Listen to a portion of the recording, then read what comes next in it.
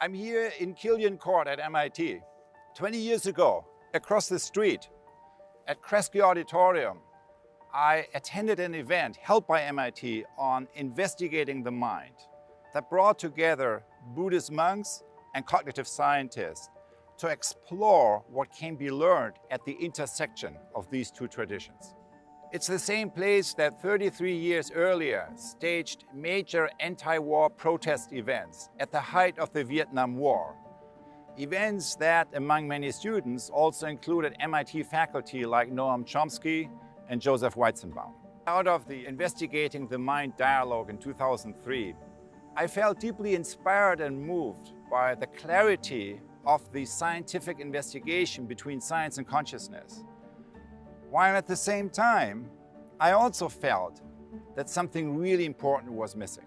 When walking back across campus, I suddenly had this moment of complete clarity about what to do with the rest of my life, which is to extend the investigation between science and consciousness that I just witnessed towards exploring the full triangle between science, spirituality, and profound social change.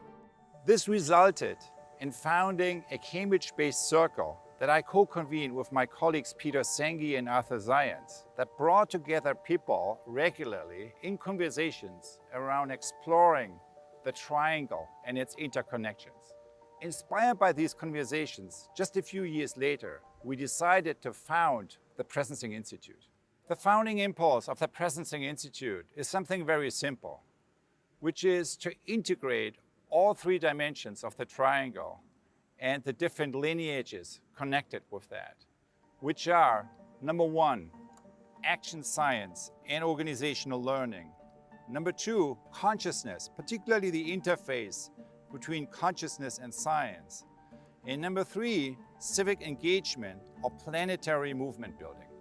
The action science stream has a long tradition here at MIT, beginning with Kurt Lewin in the 1940s, who is widely known as the founder of action science and whose experiments in organizations and social change gave rise to the entire field of action research and organizational development. Lewin's ideas were picked up here at MIT and developed further by Ed Schein, who became one of my main mentors here when I arrived at MIT.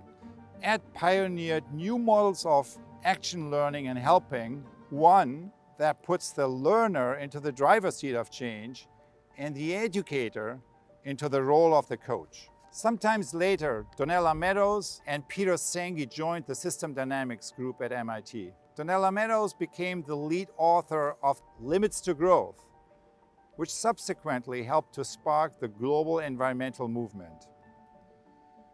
Meanwhile, Peter Senge became interested in how to link the conceptual frames of systems thinking with real-world change. In 1990, he published another best-selling book, The Fifth Discipline, The Art and Practice of Learning Organizations.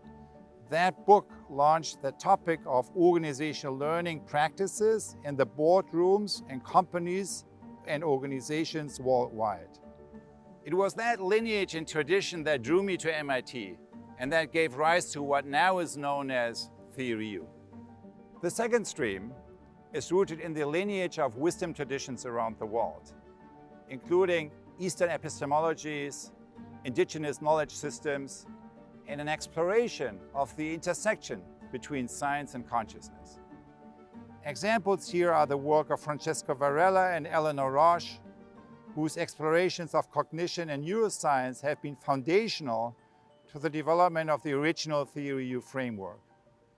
This thread continues to evolve in various partnerships, for example with my colleague Melanie Goodchild, who blends traditional Anishinaabe knowledge with systems thinking.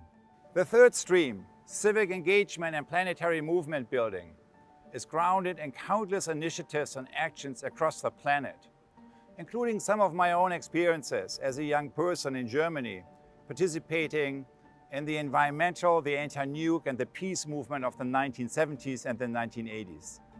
This stream is rooted in all the spaces where citizens come together to co-shape the evolution of society, including the movements around decolonization, racial justice, women's rights, civil rights, environmental justice, and climate change.